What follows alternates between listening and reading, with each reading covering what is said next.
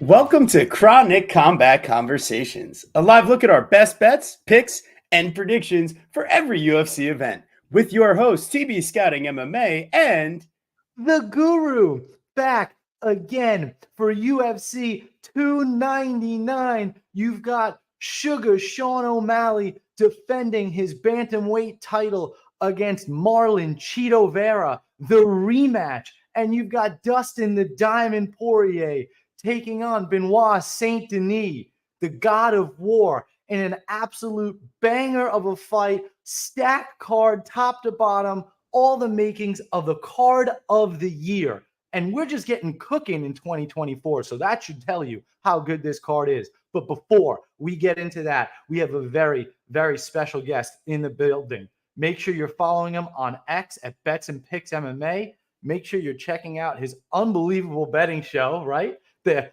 Andrew and Magic betting show. Make sure you're MMA betting show. Make sure you're checking that out. They are awesome. Andrew, what the fuck's good, man? What's up, guys? Thanks for having me. Looking forward to the card this weekend. We've got a bunch of bangers to break down, so it's good to be back. Yeah, man, this should be a great time. And who better to come and help us break it down but the man who's on an absolute hot streak himself. If you're not following him out on X, formerly known as Twitter, then make sure you go ahead and do the right thing, because honestly, he's giving you just great analysis. And if you're not watching the show weekly with him and Magic, you're really missing out. Two hilarious and really sharp guys. So the important thing before we get into the show here, thank you guys so much in the chat. Look out. Heard a rumor Lou is returning. This is could be huge news, but we'll see. Antoine, thank you so much. Appreciate you, man. Always hopping in the chat weekly. Daz Files, one of the biggest supporters of all the content creators in the game. And yeah, this is a good question to come back to later. What were some of the favorites of the pay-per-views from 200 to 300? So maybe we'll do a little something for that for next week. We'll be a little prepared for it. But listen, if you haven't done so already, please, if you're in the chat right now, throw a like on the video. It helps out so much. Supports all of our free content. We're live every Wednesday at 8 p.m. EST. If you haven't done so also, please subscribe to the channel. It doesn't cost you a thing. And we bring you weekly fun analysis, not the same old MMA breakdown show. We have a good time, and it's all conversation. That's the other thing. Like, you're going to get stupid TB nicknames. You're going to get Guru yelling at me. And overall, it's not just here's my side and here's the other guy's side. Like, we're going to really break it down. So don't be afraid in the chat. Let us know what your best bet is. If you're watching this after we go live, comment after the show and let us know who you're picking for the fights, where we went wrong in our analysis. Should be a good time. But now that I've given you guys all the reasons to follow us, yeah, let's take some structure and discipline notes from Andrew. Guru, stop at the AIDS parlays and save your money. Probably true. Yes, Andrew does have some feelings about AIDS parlays in general. We can get to that. And W's in the chat for the boys. Like the stream. Thank you, Antoine. You are the man. And we are getting to what all the people came here for. It's the Sugar Show. We got Sugar Sean O'Malley, Marlon Cheeto Vera. We got the main event for UFC 299, the bantamweight title, minus 278 for Sugar Show, plus 225 for Cheeto Vera. I mean, this is basically the same exact line as when they were first lined up to fight all those years ago. And it's interesting to see how the fight played out. I mean, has there ever been a first round that Cheeto didn't lose? Right. So, I wouldn't read too heavily. The one for Sean O'Malley, I guess, where he got a first round knockout. Well, there you go. Right. But so I guess I wouldn't look too heavily into how the first fight played out. Many years ago, I think Sugar has improved in his durability and overall game plans. I think Cheeto has improved his boxing and general defense, but I think that we can see a lot of the similar stuff we saw early in that fight. The question is, what happens next? So no two fights play out the same, right? So I don't think we're going to see the peroneal nerve drop foot issues that came to O'Malley last fight. But the question here is, like, has Sugar Show ever finished anybody that hasn't already been finished before? And quite frankly, I don't think that the answer to that question is yes. Like, everybody that he's finished has had a finish loss in their career. So do I expect him to come out here and finish Cheeto Vera? No, I truly don't.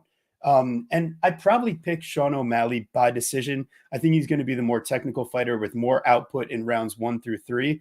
But if he slows down at any point, I mean, if you don't think I'm going to have a flyer out there on the Cheeto round 4, round 5, then you're a crazy person. You got to do it for the culture. So ultimately, my pick here is Sugar. I think he lands enough damage to keep Cheeto Vera at bay, and that Sandhagen fight lives in my mind. Does Sugar show some takedown offense to kind of keep Marlon from making his reads? That's the thing I'm interested in. But my pick here, Sugar Sean O'Malley. Guru, what are you thinking?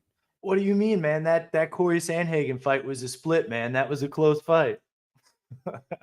Yeah. No, it wasn't. But yeah, man, listen, this fight's absolutely excellent.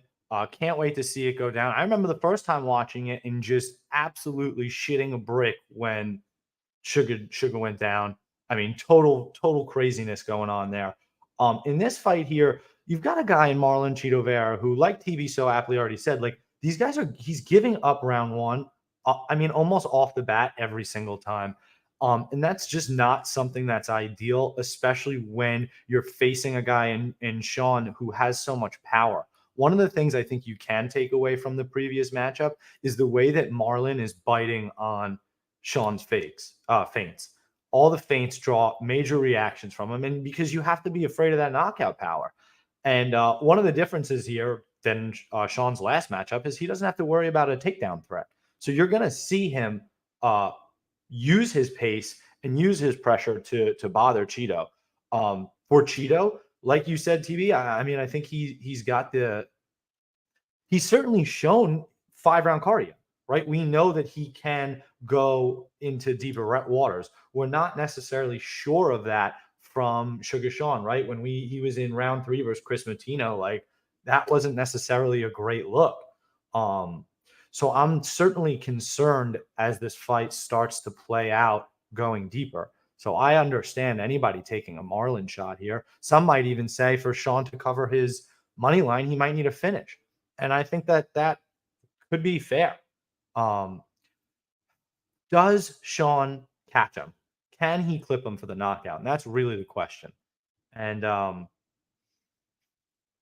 the books don't think so. -160 over 4.5. I mean, they're on it. So yeah, I mean, I just think Cheeto's too durable, right? I mean, him versus Munoz was talked about as like the most durable fight ever, right? That was one of the things that we were talking about. So yeah, I'm gonna go Sugar by decision as well. That's a tough one. That's a tough one. I want to hear what Mr. Gombas has to say. Dude, first of all, it was so crazy hearing TV say that this fight was so long ago. Because in my head, I'm like, it wasn't that long ago. Like, it was in 2020. And I'm like, damn, that was like 3.5 years ago now. Like, coming up in 4 years, I was like, holy shit, I'm getting old. I still remember that fight like it was yesterday, honestly. Like, in this, obviously, you know, different fight now, 5 rounds instead of 3. Both guys have a lot more experience. The thing that stands out here for me is the defense of these guys. Sean O'Malley is one of the hardest fighters in the UFC to hit to the head. And it's really hard to KO a guy that when you can't hit him to the head.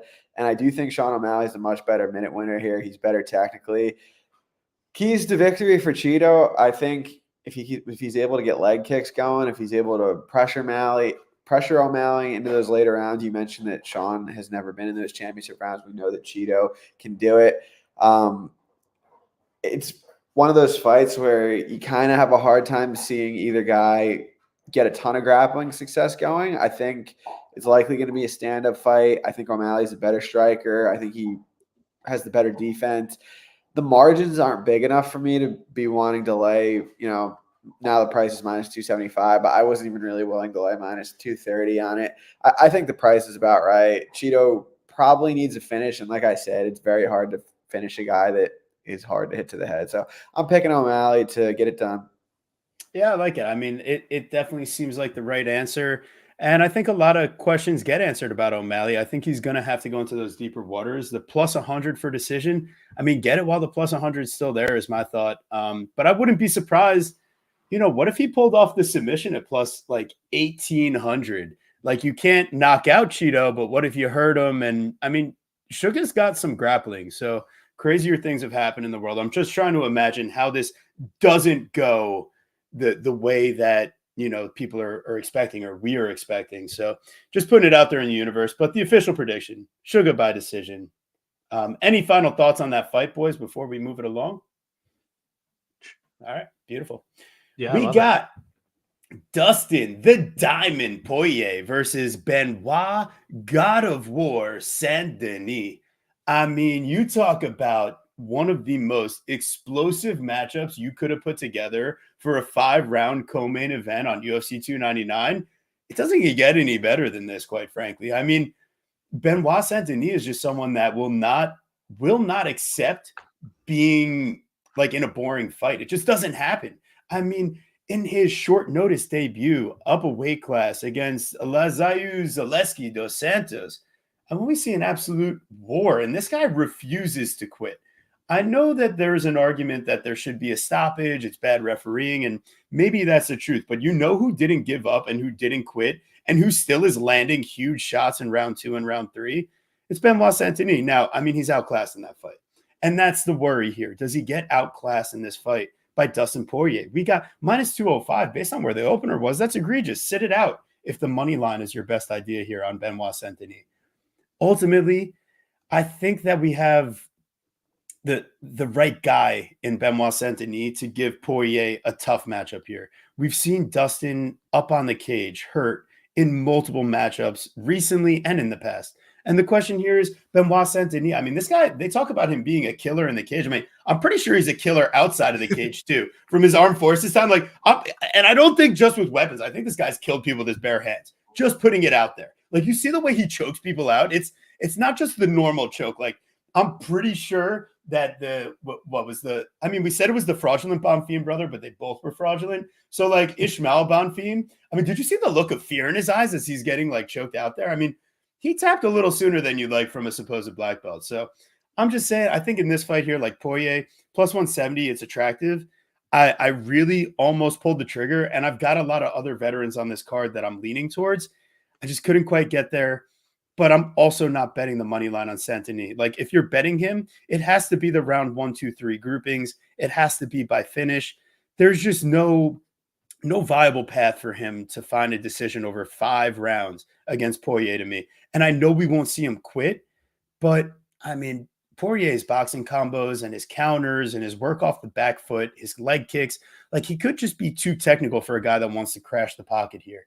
But I mean, Saint Denis is a big dude. He's an explosive dude. He's someone that won't accept being on bottom position.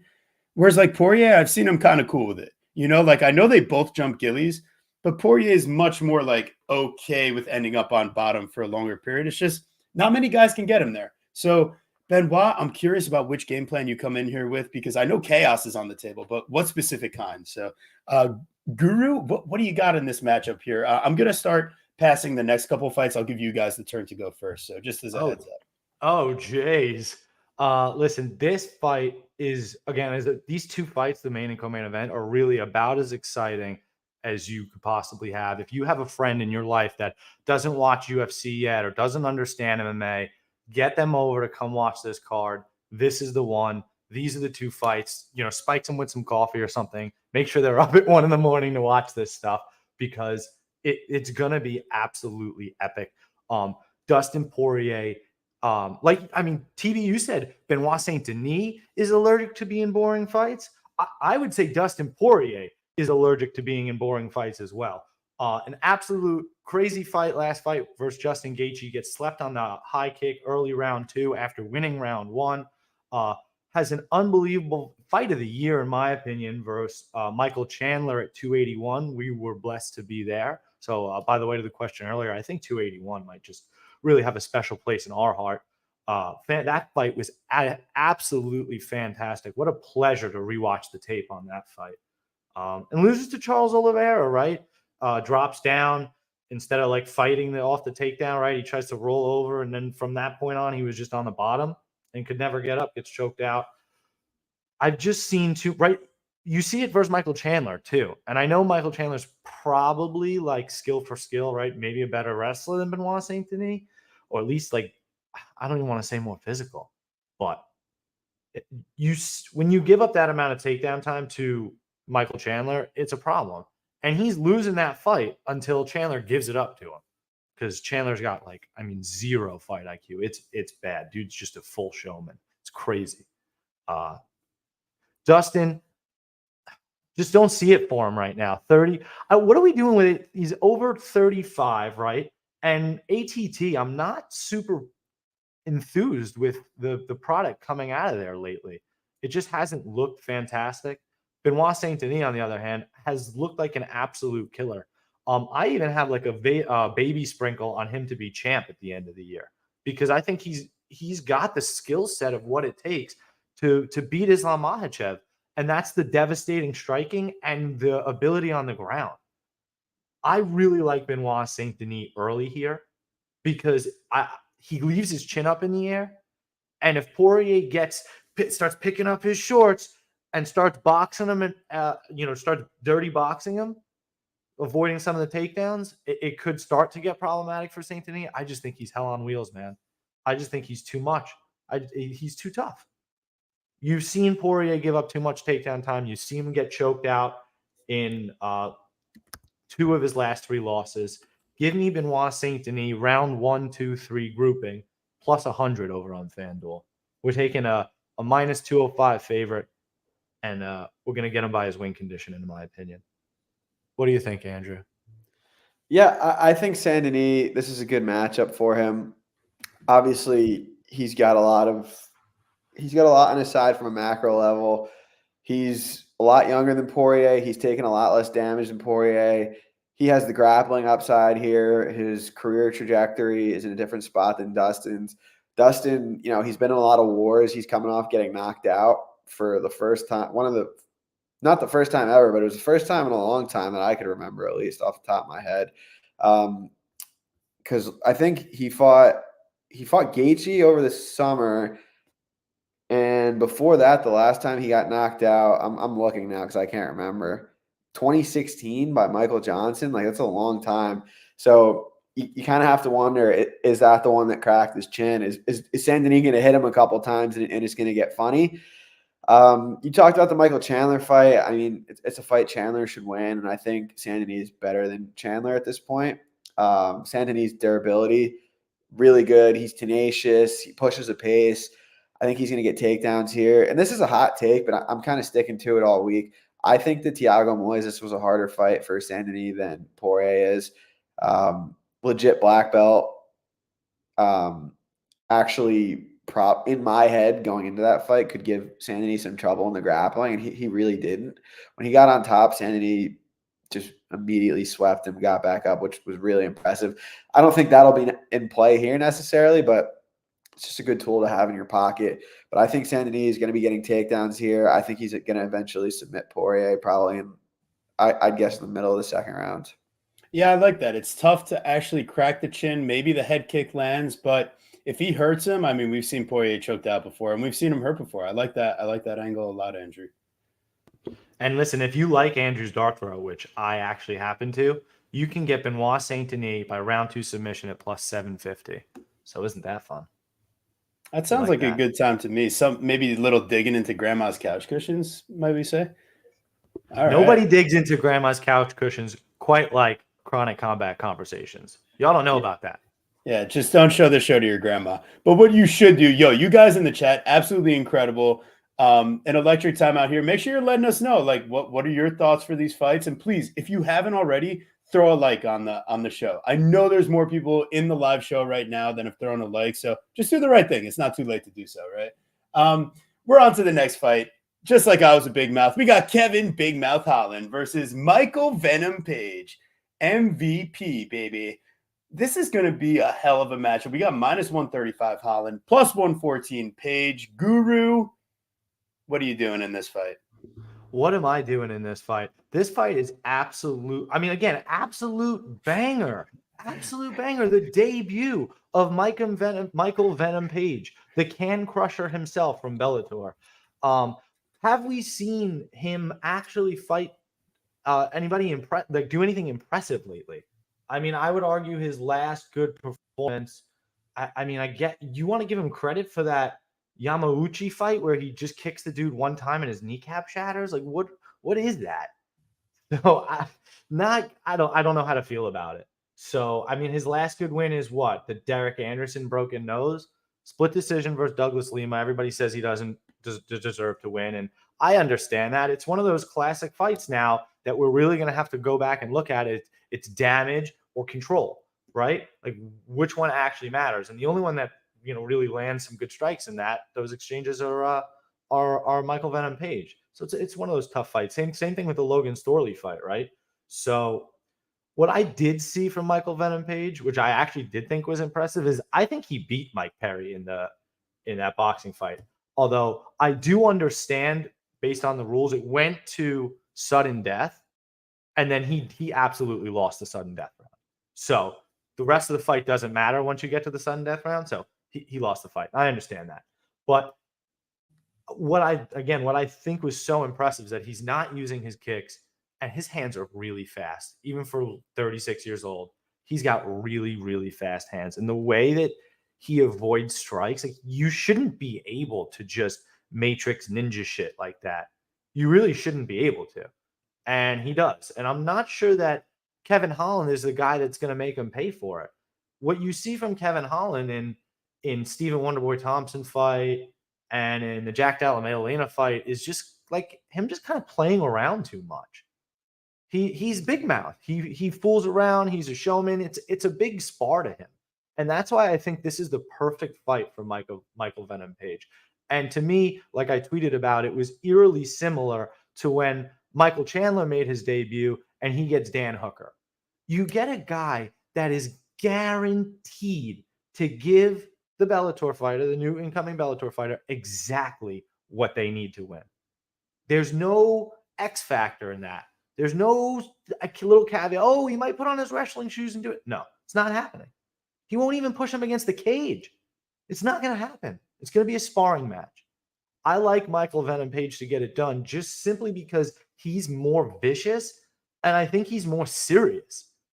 He knows that he's got a short amount of time to go get the bag and get a couple big wins. And if he doesn't come out and perform here, I'm not really sure what the fights are for him. When he comes out and wins this fight, the options are wide open. So Kevin Holland's all about a bag, all about himself, talking about the gab. I love Kevin Holland from a showman perspective, personality perspective, hysterical, but trust you with my money as a favorite, can't get there. And it's funny because before I looked into the fight, before I even really thought about it, I was like, oh, Kevin Holland, bigger, faster, younger. What's the difference? And then I'm like, well, maybe not all those things, right? So what do you think, TB or Andrew? We going to Andrew first? Where TB, you tell me. No, we're going down. Gombas. Andrew, what's up, buddy? go ahead. What do you think? Cool. Yeah. It's a really interesting fight. I feel like I've been watching Michael Venom Page forever. And it's funny, I went back and looked at my, bet MMA from his fights over the years. I've actually done pretty well in his fights because he was one of those guys. It almost reminds me of Ian Gary a little bit, like not from a stylistic perspective, but he kind of came on the scene and everyone was very eager to fade him. So I bet on Douglas Lima to beat him the first time. And then after that, I feel like I was getting him at like minus 250 against like construction workers and mailmen for a few fights. And then I thought I got robbed with Douglas Lima against him. But overall, I've done pretty well in his fights. This one, it's hard for me to find an angle. Everyone, including myself, is going to mention that Kevin Holland probably has some potential grappling upside, but will he go to it? I think MVP's defensive grappling looked a little bit improved against Logan Storley. Even in a loss, to me, that was like one of his most impressive performances. Holland, he fought Stephen Thompson in a not totally dissimilar fight to this one. He had some good moments. He almost put him out of there in round one. He got on top of Stephen Thompson, didn't do anything, like actually just stood up. MVP's getting up there in age. I trust Holland's durability more. There's just a lot to cover here. I'm probably all over the place, but I'm just kind of thinking out loud here. Holland's younger. I think he's more durable, so I have to favor him a little bit, but I tend to see this being a close fight. I think that there's a more likely chance of it being very close than someone running away with it. I think it probably is a relatively close decision, like a Holland 29-28 type of fight. But I wouldn't be shocked if this fight is like a complete banger or a complete dud, just depending on how they like approach it. I could see it being almost like Holland versus JDM, which was like a sparring match, or Holland versus Wonder Boy, which was like a banger. So there's just a lot of variance around this one for me. For pick's sake, I'll go with Holland, but it's not a confident, it's not a strong conviction. What Yeah, it do you makes think sense. about what do you think about fight going the distance? -152, probably not a good enough number.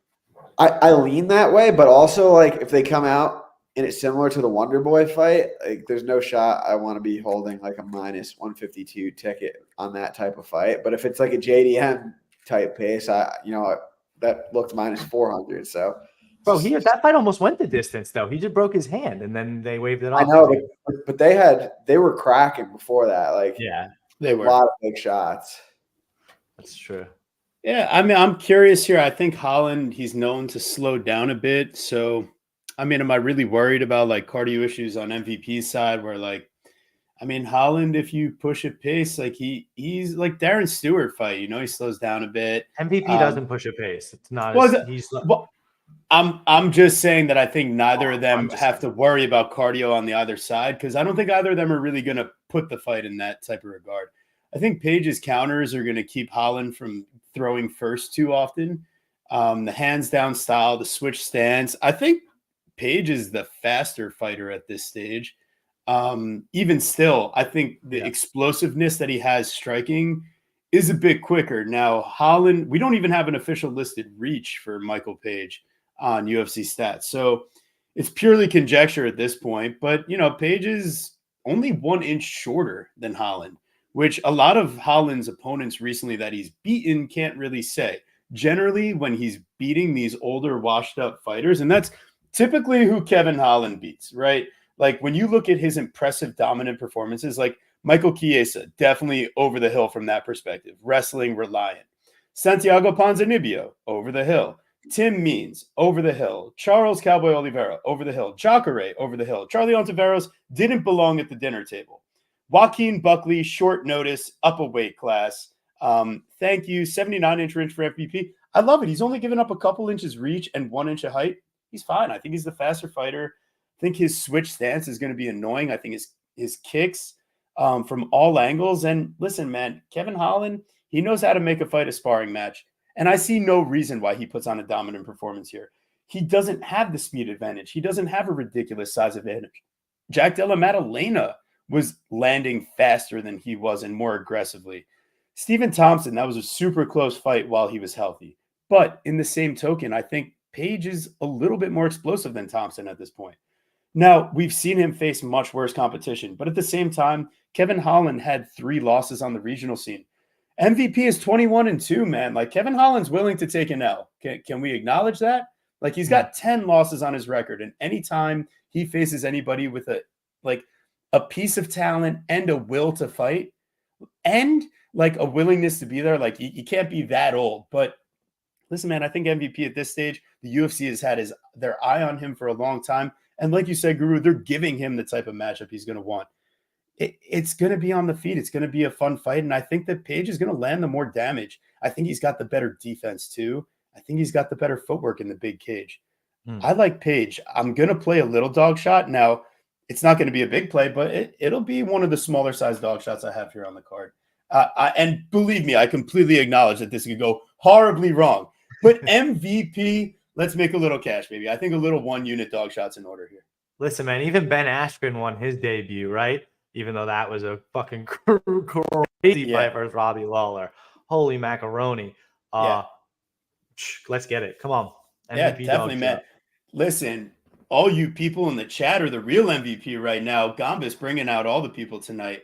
Really appreciate you guys continuing to support the channel as we grow. We got Gilbert Durinho Burns versus Jack Della Maddalena.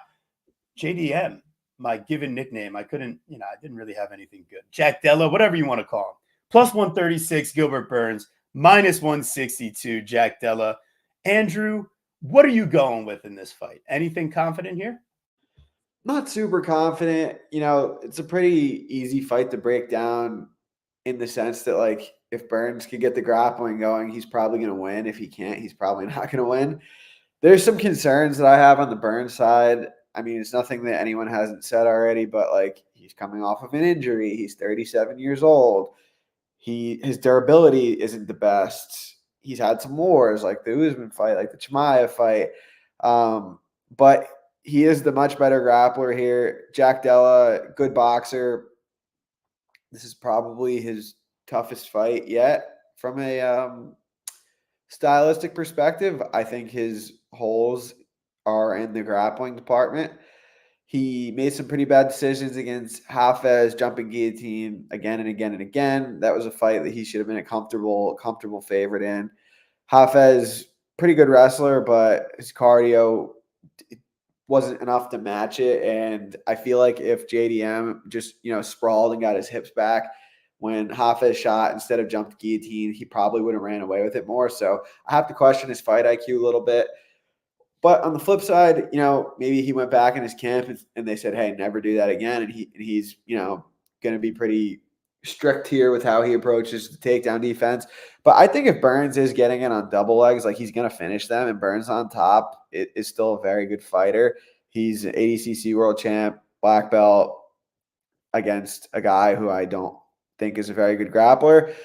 I'm picking Burns, but I definitely have some concerns on his side, like I mentioned. But yeah, I'm picking him. Give me the good grappler over the guy who I think is not a very good grappler, for lack of a better term.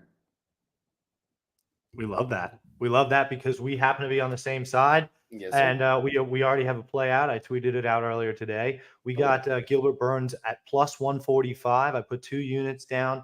Yeah, it's exactly that. I think Jack Della Maddalena has suspect takedown defense, right? And I think his grappling defense is even worse. Like you said, if you're giving up these positions to Hafez, and if you're giving up these positions to Ramazan Ameev and Angelosa, like, I just think Gilbert Burns is going to find a way to capitalize. And if you think all I've heard all week is Jack's knocking him out, bro, he didn't knock out Kevin Holland in a sparring match. He's not knocking out Hafez. I mean, he cracked Randy Brown, but he's choking out Randy Brown. I mean, come on. He's got 3 round 1 finishes. Ameev, Pete Rodriguez, and Hot Chocolate. Everybody finishes Hot Chocolate, man. That's what you're supposed to do to Hot Chocolate. If you're gonna start a Hot Chocolate, you better finish it. You better damn well finish it. We all know that Gilbert Burns went into that Bilal Muhammad fight injured. I don't know why. I mean, and too soon. I don't know why he was the favorite. I loved betting Bilal Muhammad as an underdog there. One of the easier bets I've ever made. Best bet of that night. One of the best bets of that night. I mean, I bet Yan Janan too. But anyway, the way that he beats Neil Magny and Jorge Masvidal, and within 3 months of each other to start the year last year, was absolutely incredible. And Burns never fucking quits in the Bilal Muhammad fight. A dude with unbelievable cardio and unbelievable pressure and counter wrestling. Dude's a stud. I just don't think Jack Della has all the different tools to mix it up. You're expecting him to what? Just, rip him out on the feet? Just knock him out cold?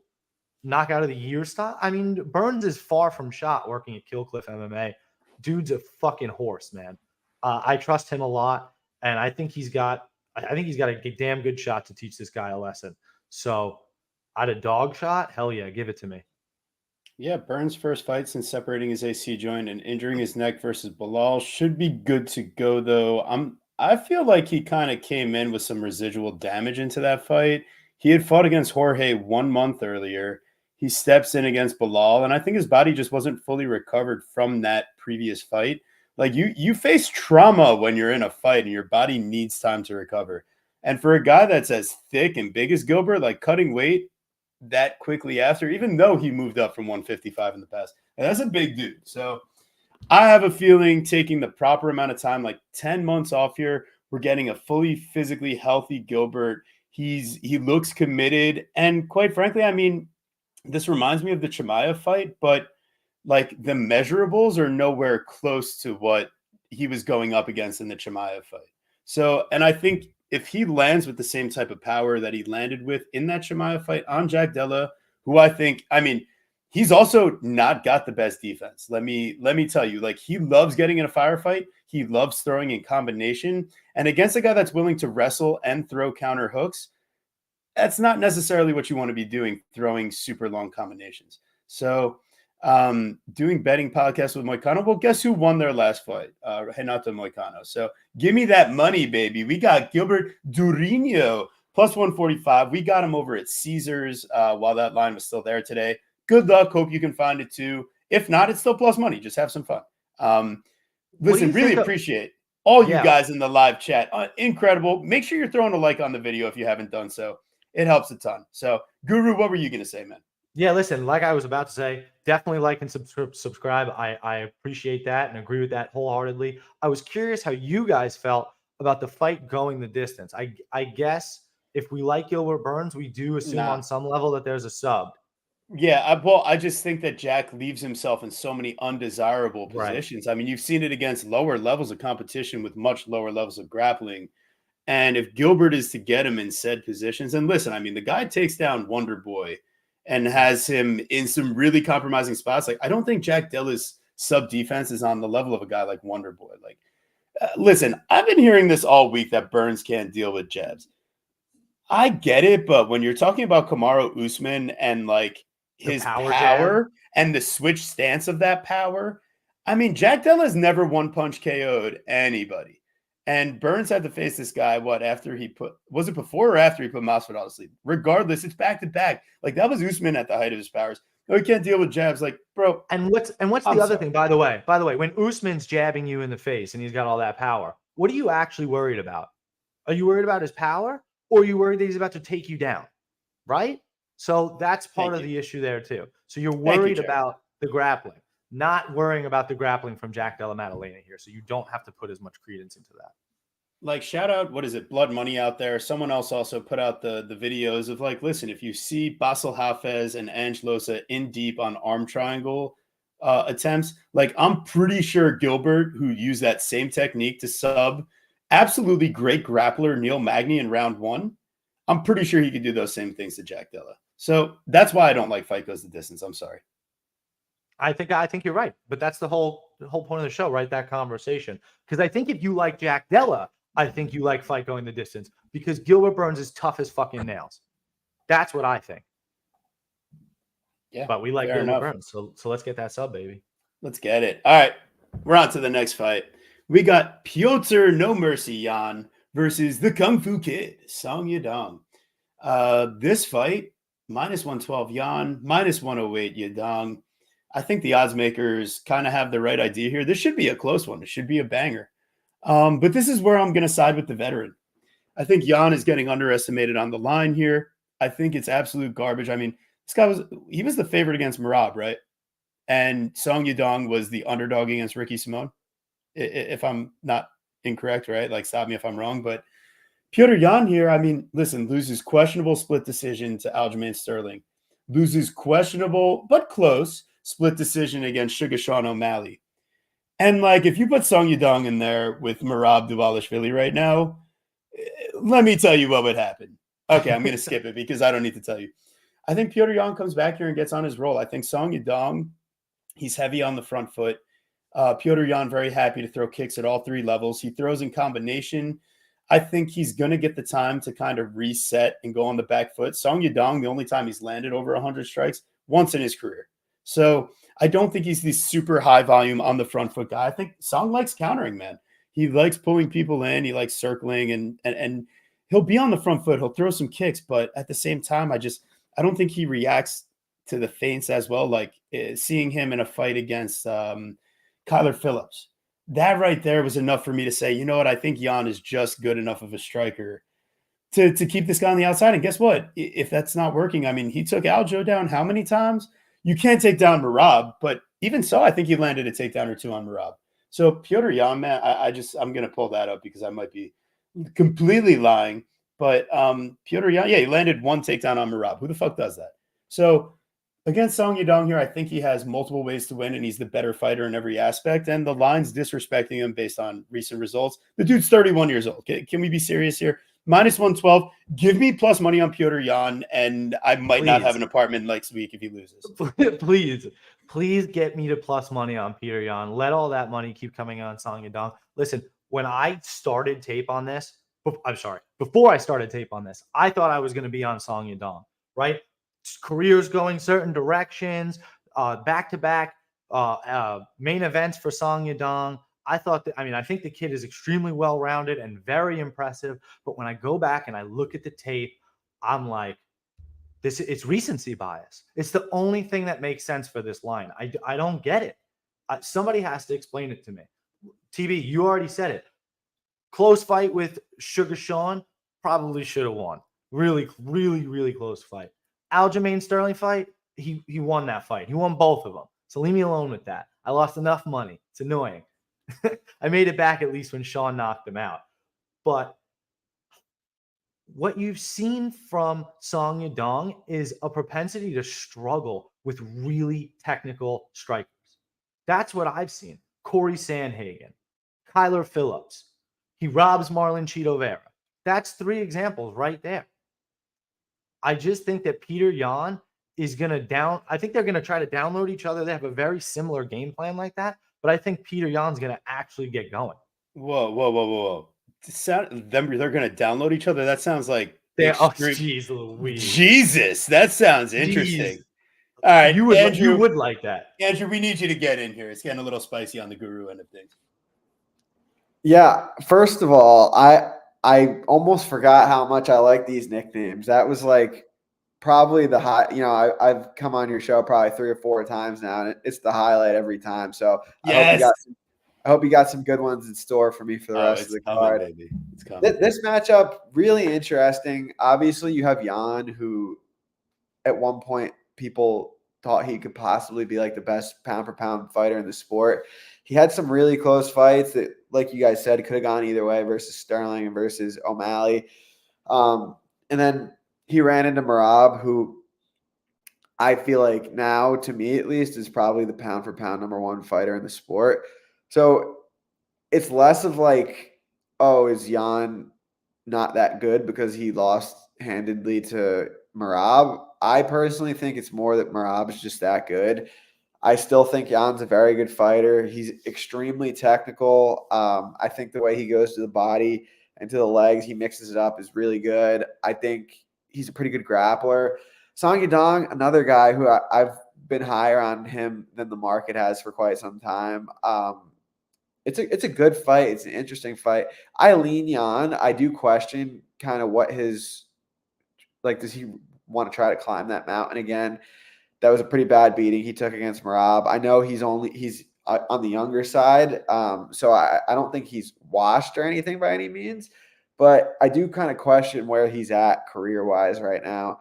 Skill-wise, he should be a little bit better than Song Yadong, but I do see it being a close fight, and in a 3-rounder, when Yan does tend to get off the slow starts, you're kind of limiting your ceiling when you're essentially giving away first rounds a lot of the time. Not to say that he can't win the first round here, but just his style, he kind of tends to figure people out as the fight goes on, especially in those championship rounds, which don't exist here. Song Yadong is explosive. He hits hard. I don't think he's technically as sound as Petr Yan, but he's a solid fighter. He's well-rounded. I think this is a good fight. I lean Petr Yan, but again, this is definitely a hard one to call, I think. 100%. Yeah, I feel you. It's not like my highest confident play. I'll have a little something on it. I'm waiting to see where the line ends up also, but Petr Yan is the pick, right? It's just it's a tough fight. It's a close fight. The odds show you that it's a close fight. And the odds also show you that they think it's going the distance, which I do as well, which just shows you the level of durability from both of these guys. So, yeah, it's really tough. It's going to be what's the split decision prop, right? Because I think it's just going to be a really close, juicy fight where somebody's going to make it. It's just going to go one way or another, and everybody's just going to complain. That's how I think. Yeah, I mean, I could totally see that. He should. Yeah, I mean, I get it, but I don't like who's actually successfully taken down Yan and held him down for any period. Like Merab I know he took him down, but when you see like the control time numbers for how many takedowns were attempted and landed, like it's just that Marab is a freak and just never stops. Well, that's the whole point. He had to keep taking him down and landing him because he kept getting back up. So yeah, and Marab is just absolutely relentless. Song Yadong won't do that. That was the one thing, TB. Now that you mentioned it, that is the one thing, and this is why I do end up on Peter Yan. If anybody is going to work in the grappling here, I think it's Peter Yan. His trips are elite, like elite. The way he uses that back trip and pushes you over. He did it like 8 times to Aljamain Sterling. He did it 6 times to Sean O'Malley. And that first time he did it to Sterling in the when he knees him in the head. So I just think with that as well, if you can get a couple takedowns in a close striking fight, you should get the nod. And I think Peter Yan is the one that's going to do that. Yeah, I mean, listen, Song not wrestling. I mean, I think it's that he's not going to wrestle successfully. But that doesn't mean he won't try. Like he knew against Gutierrez that was the safest path. And I get it. Like, I get what you're saying that, like, yes, it does sound like from our breakdown, he should be wider, but we also just described how, like, if he's not finding a finish and if he is generally a slow starter in round 1, that's why it's tough to fully trust it. But I mean, like, confidently, I am picking Yan. It's just how much confidence do I have in the money given his willingness to fight close? This is one of the times where I looked at the striking metrics, the stats from Nate Lanshaw, and what you see is that their pace numbers are similar, but it's just the accuracy from Yan that's a little sharper, right? And his striking defense comes a little bit sharper. And then he's a little bit more willing to use the takedowns. And all of a sudden, there's just that slight edge. And then there's the market where I think that if Yan maybe didn't just fight like Andrew said, maybe the pound for pound best fighter in the division, or maybe even on the planet, right? That he doesn't look at a pick 'em here. Maybe he's even a bigger favorite. So the market has been favorable towards Yan, right? In that Sean O'Malley fight, he's a minus 285 favorite. Versus Sterling in the rematch, he's a minus 450 favorite. Huge. So the market had been, very interested in Peter Yan. And I think TB started to talk about at the beginning of his breakdown how he was a minus 200 favorite versus Marab. So absolutely. Yeah. Close fight. Yeah, could be that Song is a little faster. And yeah, I think he wins the last 2 rounds at a very high clip. I think Yadong does slow down. So please, guys, amazing amount of support. Definitely slows down. Oh, big time. Like, oh, jeez. I can't even say. That's why I speak like I know from experience. But live every Wednesday, 8 p.m. EST. As you can see, we are a good time. We're having some fun breaking down these amazing fights we got this week. But even when they're shitty fights, like Big Meal Shamil, we'll still break those down too. So, but don't worry. I didn't come in here with big meal cardio. I still got enough gas to get us through the rest of the card here. Oh, guys. You got Don't gas, worry. all right. Good Lord. Baby. All right. So let's bring it along. We got, Lou's coming back, baby. He's returning next week. Focus group loves the idea. Listen, man, we need you back on Twitter or X, whatever it is these days. It's a desolate landscape out there without him. But what are we going to do in this economy? Well, we got Lou. I got a new bowling ball, Lou. So we got to take it on. Let's go, man. Oh, let's go. Show up bowling with the guru. Be careful. Let's go. All right. So we got Curtis Razor Blades versus Jaltin Maldonado Amera. We got crazy fight here. We've got the Merab Dvalishvili of the heavyweight division. We've got the Khabib Nurmagomedov of the heavyweight division versus I don't know. I mean, both of those guys are kind of like that's who they've modeled their styles after, supposedly. Like Curtis in the interview today talking about it's actually Curtis the Machine Blades, not Curtis Razor Blades anymore. But what I think here is like this is the matchup where we want to see the 0 IQ Curtis Blades that doesn't know how to do takedowns. Like that's who I want in this fight. Please tell me you're the same guy who showed up against Sergey Pavlovich and wanted to go blow for blow on the feet. If that's the case, I love you at minus 110. If this is the Curtis Blades that goes, I'm going to prove to you I'm better on the ground, like, God damn it, I don't want any part of it. I just think Maldonado, like, he's reliant if it's on the feet. Like, sure, he's done it before, but, I mean, have you seen the guys he's done it against? like, I do not trust the way his striking looks. And it's just the threat of his wrestling that opens up anything for him. And I also think that like Curtis Blades here, I mean, he talked about, and this is the problem, listening to what Curtis Blades talks about wanting to do. So he goes, I want to use the Justin Gaethje game plan, like use my defense to stuff the takedowns, stay on the feet, and light them up from there. I'm the better guy from distance. Like, listen, Curtis, I believe you if that's the case. Once again, I saw you go toe-to-toe on the feet for 3 minutes with Sergey Pavlovich, somehow thinking you had a chance to pull that one out. So if you bring that same IQ into this fight, I'm feeling great. Yeah, I mean, we're just having a great time. It is Marab without the gas tank. It's just the Alexander Romanov that fought Volkov. That's pretty good.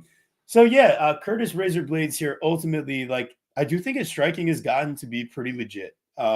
It's just you can't really test it out against the guys that he's been bonked against. Like, you can't just have fun on the feet with Francis Ngannou. You can't just have fun on the feet with Sergey Pavlovich. Like, you do those things, Curtis, you're not going to have a good time. So, and same thing, Derek Lewis. Like, you were murdering the guy, and then all of a sudden you decided to go for the takedown, and that's when you get knocked out. Like, I think that's where this man got his brain scrambled and a little bit confused in his future game plan. So let's hope that that scramblage is still taking place. Give me Blades by like the razor thinnest of margins. I see what I did there. All right, cool. I see what you did there. But minus 110, I'm not as enthusiastic as the Yan fight, but I think it's a similar principle. It's like, I think this is the right time to fade Almeida. And it might be AIDS. Like, it just could be, but this fight feels like AIDS. I feel like I want to pass, but I feel like the degen in me is gonna have some sort of play. Yeah, how can you trust Curtis's chin at all? I mean, you try to excuse him for getting knocked out by Ngannou twice, Derek Lewis, and Sergey Pavlovich, you know, 3 of the hardest hitters to ever grace the octagon, maybe ever. So you try to give him benefit of the doubt, but it's like his fight IQ is so low. But what I see from Almeida is a guy that probably, I mean, he's had so much success at heavyweight. It's incredible for me to even try to still say this, but I still like, I don't think he belongs at heavyweight, right? Or is that narrative gone? Like, he's small, but he's been able to be so successful with his speed. Versus Derek Lewis, he puts on an absolute dud of a performance, unable to choke out Derek Lewis. But yeah, exactly. You're right, because you've probably only seen Almeida throw the kick. He throws like the combination to the kick and rushes straight into the takedown. I just think, and he gets so tired. I was watching him fight Shamil Abdurakhimov. Bro, he's tired. Like, he's mounting him tired, and it's terrible. Like, you're on top in the most advantageous position, and now you're sleepy. Like, that's really just not a good sign. I think Curtis can just outlast him over time, and if he can survive, that over could look nice. I just both of these guys have produced finishes, and on the Curtis side, he's certainly been finished. So taking the over 1.5 is dicey, but I think that's where I'm going to go, and I think I'm on the Curtis side as well, because I just don't really trust Almeida's overall skill set, as crazy as that sounds. You know how little you have to trust somebody to be taking Curtis Blades, like trusting him over, like, my goodness. So yeah, give me Curtis. What do you got there, Andrew? I had to unmute myself. It's another one. These last few fights, I feel like are all similar. They're very interesting, and I feel like could go a few different ways. On the one hand, Curtis Blades fought the better competition. He's bigger. Almeida, on the flip side, taking less damage than Curtis Blades. I think his jiu-jitsu is better than Curtis Blades. I think Blades is probably the better wrestler. Like, I just have a hard time seeing Almeida going out there and like throwing Curtis Blades around like he's done to other people. I really don't expect that to happen. I think that it kind of depends on the approach of both of them, and also maybe a couple situations early, like when Almeida gets in on Blades' legs, if Blades sprawls and gets heavy on him, like, I think that could tire Almeida potentially. Whereas, like, if Almeida gets right to the back, it could look like a completely different fight. I'm picking Blades, but it's a really interesting fight because I can see it playing out so many different ways, and I feel like no matter what, like some type of questions are going to be answered. I'm curious to see how the striking between these two looks like, because Curtis Blades, I think, is a better striker, but Almeida, he's fast. He's still improving. Blades, we're still not really exactly sure where his durability is at after getting knocked out by Sergey Pavlovich, who hits like a truck. So good fight. I'm picking Blades. Blades. Well, listen, when we line up with Andrew Gombas, I feel really.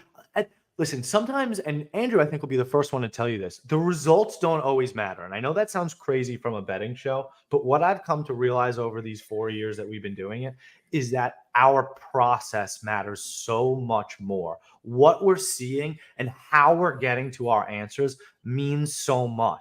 And the results, as crazy as that sounds, don't mean as much. So when we align with Andrew, it makes me feel good. Amen. I mean, you talk about real pros out there, and that's why we bring the best guests on the show here, is that we understand and we recognize that even this many years deep into the game, like, we still have so much to learn from the people that do this, like, professionally, you know what I mean? So shout out to all you guys out there killing it, Mr. Gombas, first and foremost. So Appreciate it. Oh, Andrew, what do you want to say, buddy? No, I just thank you for the nice words. Of course. always. Of course. It's just the truth. That's really the matter of it. Easy so, to say. We got Caitlin Sermonara, the artist formerly known as Chukagian. This is the type of intro I've been waiting for the whole time. So, listen, man, it started off slow because they all had like a respectable UFC nickname at this stage of their career. But let me tell you, the prelims is where we get a nice and spicy meatball. We got Caitlin Chukagian calling for a nice grandma pie in the post-fight interviews. Like, was she asking for Oh my grandma's goodness. Dude, that's really dude, that's messed up with what she said she's going through right now. That's crazy. Oh my God, I'm sorry. Well, I'm sorry. I didn't mean it that way, but like, she said that in the post-fight interview. I'm just saying, it was kind of awkward. We didn't know what she pizza. She's from Long Island. All right, well, fair enough. Get that lady like 2 grandma pies. Then you worked in an Italian restaurant for over 6 years, and you're gonna tell me you don't know what she meant by she wanted a grandma pie? Am I allowed to play dumb for the show every once in a while, or no? Good gracious. Oh my word. All right. Well, anyways, the blonde fighter who's into liking black porn on her Twitter. I guess she got hacked. I don't know. But that was another thing that happened with Caitlin Chukagian. Anyways, back when it was Twitter. That's right. Now the artist formerly known as Twitter meets the artist formerly known as Chukagian. Sermonara, she's making a nice lasagna. She's coming into the octagon to face Macy, the future barber, at -205. I'm going to go ahead and be that guy. I beat some line movement. Macy Barber at -170 felt like better than where she would be now at -205. Now, do I still understand that this fight is like, if Macy doesn't get her 5th knockout in the UFC, which, like, that's kind of impressive, by the way, for a women's fighter to have. She already has 4 knockouts in the UFC. The other fights are decisions, and almost all of them are split decisions, just like the fights overall, which is also hilarious. But anyways, something that Chukagian, or Sermonara, I'm sorry, I'm going to a seminar. She's got the path to victory is like oohing and eyeing and winning on volume, and like blank volume, disgusting volume, like Kia volume. Yeah. Like the whole fight. It's just, are we watching? All right, here we go. Like, it's really bad, Caitlin. But ultimately, like, that's how she would win this fight, right? Is like pulling off the ultimate Kia performance. And Macy Barber, she's been known to miss strikes from 5 miles away, but like after round 1, it doesn't get so funny anymore. Like, she finds her groove. If you can't just wrestle her and hold her and frustrate her, then she's able to get her groove going, and she lands with power. Like, she's got fight-changing power, like legitimately good hands when she gets in the pocket. Like Alexa Grasso by round 3, she did not want to be there anymore at that point. Like, she just did what she could to secure the decision victory. And a part of that was like pulling guard almost at one point. So personally, Macy Barber, I think the future gets it done here. I think Sermonara is looking more like the past. Yeah, I think the game has kind of passed her by, if that makes any sense. I got a number for you. Number 11. The last 11 wins of Caitlin Chikagian's career have come by decision. So there's no finishing equity in Caitlin Chikagian. And what I mean by the game has passed her by is, think about this if you're a long-term fan. I feel like in the last 12 to 16 months, they have really emphasized the letter of the law, the judging criteria, which is damage over anything else. Fuck control, fuck cumulative strikes, fuck any of it. It's just damage. Caitlin Chikagian doesn't damage anybody or anything. It's just like TV is saying, yeah, striking from range with nothing else behind it. Macy Barber is going to walk her down, throw power strikes, keep coming forward. And if she's somehow like getting pieced up a little bit or not happy with what she's seeing, I actually think she'll be the one to initiate the wrestling and could very well be successful with it. So I do really like Macy here to get it done. I'm sure it's juice to all hell, but a funny spot is probably Macy Barber finish only, because she is the only person that's going to get the finish. And I trust Macy to also not get finished because A, she's never been finished, and B, she already had the freak injury and she had it versus Roxanne Modafferi and she fought all the way through it. So I really do trust her durability. So even if it's like, let's say it's minus 300, I still like would feel comfortable laying that chalk because I think that there's value there. Because like I'm saying, there's really she doesn't have a finish win in the UFC. Every single fight of hers has went to decision except for the time she's been finished, which is by Valentina Shevchenko and Jessica Andrade. Every single fight's been to decision otherwise. If you've watched the media day today, you know that Caitlin came out with some very personal issues, that she was dealing with, wanted to start a family, was unable to, very, very sad stuff. And, thoughts were with her and her husband, obviously, but that type of stuff doesn't go well generally in the octagon. So Macy's fully focused, in incredible shape, with a solid team at Team Alpha Male. And I do expect her to get it done. And I'm even happier we beat some line movement. So in that respect, we did our job. Let's see where this goes. Because if it goes to decision, it could look really sketchy. What do you think, Andrew? Yeah, it brings back memories hearing you talk about Chikagian not having any finishes. I had her by submission against Antonina Shevchenko at plus 2,300, and she had her back, was like looking for a rear naked choke, and I was like, holy shit, plus 2,300, like I'm about to get it right now, and she just couldn't finish this. That was like as gut wrenching as it gets. In terms of this matchup, there's a couple question marks. Obviously, Chookagian has a lot of miles on her. She's coming off a decently long layoff, but skill for skill, I think this is a good matchup for her. Like, Macy Barber is 2 fights removed from having a really, really, really close decision with Andrea Lee, who, is on a 4-fight losing streak. And, her last fight, she was a comfortable underdog to Amanda Hebos, and I feel like this could be a little bit of an overcorrection here.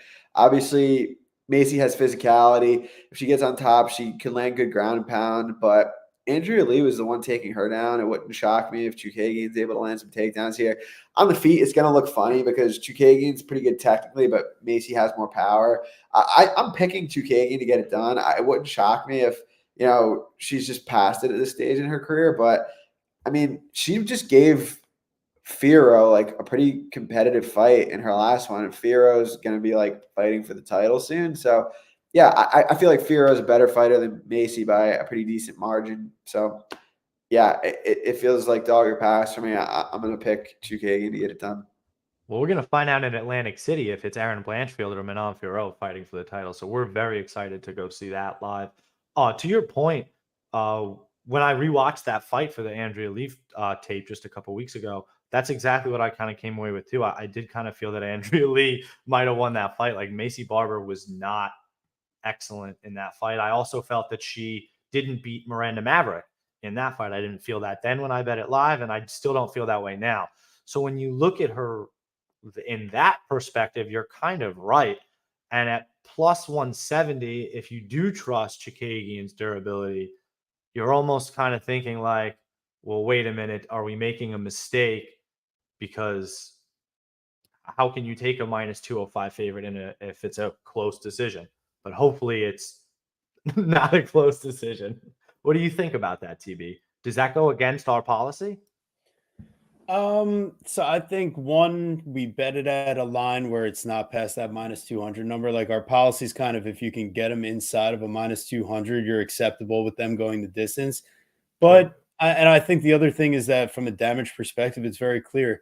Now, if Serminar is going to go ahead and get takedowns and land control time and clinch time, great. I mean, I just think Macy's kind of leveled up her game in multiple areas, and those close fights have made her into a better fighter. And I've seen Serminar finished by body shot by Jessica Andrade and finished by top mount ground and pound by Shevchenko. And Yeah. I know Manon Fiorot went to distance with her, but she kind of goes the distance with just about everybody. So I think Barber's got more finishing potential than some of the other fighters that Serminar has lost to at the top. And I think it, like you said, it's a passing of the guard of like kind of how the fights are scored these days. And I think Barber's style Yeah. is just much more appealing to the judge. So yeah. Yeah, because listen, I'm not necessarily saying that, I wasn't saying at all that Chikagian is chinny, and when I go back and I look at my picks and how I felt about these fights, I mean, I took Chikagian over Manon Fiorot, and I Yeah. was cheering so fucking loudly when I felt that she won round one, which she did on multiple judges' scorecards, mind you. Yeah. So she is very competitive. It's just after a year and basically a half away, and at 30. How old is she? 35 years old. She was trying to start a family. Where is her mind at? She said she got back into this camp for this fight to get her mind off the sad. Like, that doesn't mean that you want to be champion of the world or Mm. where you are. That's like fight shape and getting out of your head. So I don't know. But it's certainly interesting. If I woke up Sunday morning and you told me Katlyn Chikagian won a decision over Macy Barber, and you'd have to ask me if I'm shocked, I'd be like, fuck no, of course I'm not shocked. So that is the troublesome thing about having chalk on Macy Barber. All right. I mean, old woman strength. Camber's now interested in certain now. I mean, I don't know. I don't quite get there, but I understand it. Dog shots are going to happen, and sometimes Macy's going to lose a split decision. Search your feelings. Search your feelings. Don't be so certain about 30 cents a line movement when we can cash out for no penalty. Well, just let it marinate. We'll marinate. I'm right? not getting there either. But I feel good, and I want to know that we're fleshing it out, which is exactly why we do the show every Wednesday at 8 p.m. So like and subscribe there. Like that little plug. Wow, that was smooth. That was like a Nugenics promo right there. That was really smooth. Nugenics sponsor us. Let's go, man. Yeah, TV come on. is a long-time user. All right, so we got Mateusz Gamrot versus Rafael dos Anjos, RDA. My question is, RDA, why couldn't you do the job against Vicente Luque? That hurt my feelings so much.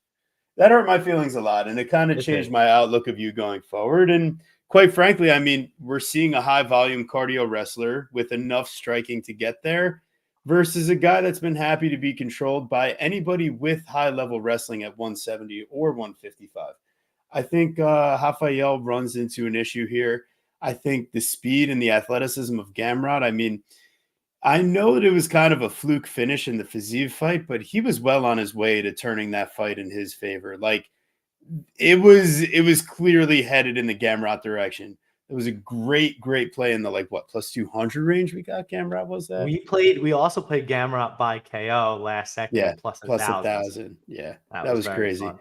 So ultimately, this isn't, I've cashed a bet on the guy before. Like, listen, the Guru played Jalen Turner versus Mateusz Gamrot. I was firmly on the Gamrot side, and I was shitting my pants as as we got to the decision. But at the same time, I think RDA just doesn't provide a lot of those same athleticism or finishing threat at this stage that Jalen Turner did. So I think Gamrot's safe from being finished, and I think he's got the clear path, obviously on the ground, but I think his stand-up could actually even be competitive here. I think he might have more power on the feet at this stage. I think he might be the better athlete at this stage.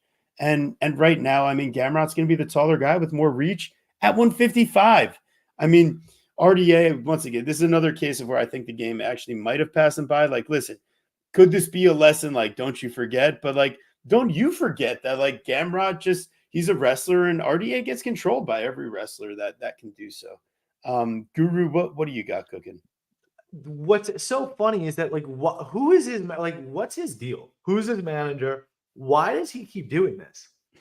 It's so strange. It's, hey, RDA, I know in your prime you couldn't handle a spam grappler, but how would you like to cut another 15 pounds for the first time in 2 years and face another spam grappler? Does that sound fun? Like, it's just been his kryptonite through his whole career. And you just watched him get wrestled by Vicente Luque. He's winning on the feet. I thought he'd be the one wrestling Luque. Nope. He's the one getting wrestled, can't stuff a takedown, can't stop a body lock. I was nauseous. I was absolutely nauseous. I also picked him versus Rafael Fiziev. Oh, he won round 4. Come on, it could be a close fight. No, it's not. He's asleep. Good night. Start round 5. I just think the boat is gone. 39 years old now. Cutting another 15 pounds. Has he ever missed weight in his career? I don't think so. But if he makes weight here, that's a milestone in itself. I just expect Gamrot's pace and pressure, which are the staple of his game plan anyway, to be extremely problematic for Rafael dos Anjos, who's shown that he struggles with that. He's not even necessarily, I think he's been better at he's really been almost better at 170, but I don't know. I guess his best win is the win over Renato Moicano at 155, right? That's his best win in recent memory. If we're really being fair, the Brian Barberena. What, you weren't impressed by the Barbie boys? So? No, not really. So no, it's just been a bunch of weird fights for him. They're either using his name as name value to springboard other people, or he's just, winning random fights. Former UFC champion, RDA. Yeah, no, exactly. They're just using him. I like Gamrot by decision here. I don't necessarily think he gets the finish early. RDA is somebody that's, near impossible to choke out. So 11 decision losses for RDA. So yeah, give me Gamrot by decision. Like that. What do you think, guys?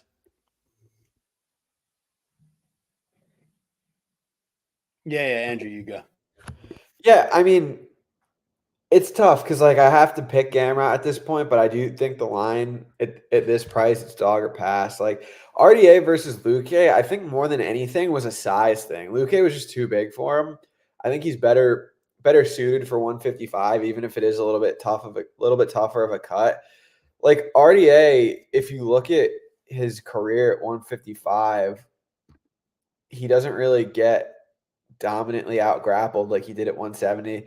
The times where he's gotten out grappled badly were against Khabib, who's the best grappler ever, and at 155, and then at 170, he got out grappled by Usman and Colby and whatever. It's 170, and I feel like he's just he's gonna get taken down here. It's just a matter of is Gamrot gonna hold him down, and is RDA's damage on the feet gonna outweigh that grappling of Gamrot? I don't think so, but I do think this could play out a little bit closer than people think. But yeah, I do think the narrative that RDA is done is more so because it was just a tough matchup for him at 170 just because of the size. He's only two fights away, or 3 fights removed, or whatever it is, since he fought Moicano. It's been 2 years, and he just absolutely dumpstered Moicano, who's a solid 155 pounder. And since then, his loss to Fiziev was not an uncompetitive fight, and Luque was not an uncompetitive fight, and it was up at 170. That being said, I do think Gamrot's really good. I am picking him to win. I just think this could play out a little bit closer than the odds suggest. Yeah, I'm going to need some props here because minus 440, you'd have to be seriously having some problems if you were playing that number. It's wild. But the analysis in the pick is definitely Gamrot. So absolutely. I'm not doing a Guru AIDS parlay. I'm abstaining.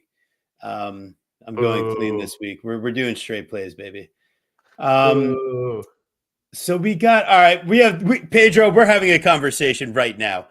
You're not the young Punisher anymore. All right, I'm sorry. This is not happening anymore. We're not standing for it on Chronic Combat Conversations.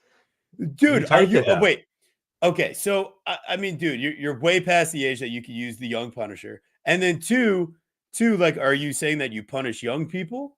Is that what you're saying? So instead, you're vote for Pedro Munoz. That How works. about this? How about this? I like I will raise you one here, Mr. Pedro Munoz. If you beat Kyler Phillips, you can keep your Young Punisher nickname because we will change the meaning of it. You are no longer the Young Punisher because you are young. You are the Young Punisher because you punish the young. So if Oh you can my. beat Kyler Phillips, you can keep your nickname. This is up to you, Pedro. Choice is yours. Choose wisely. Choose Yeah, I wisely. like that. I like that. This is there's big stakes in this fight for Pedro Munoz. Not only Agreed. does he have his win bonus on the line, his potential UFC career, but he's also got his nickname on the line on Triple C. So big stakes in this matchup.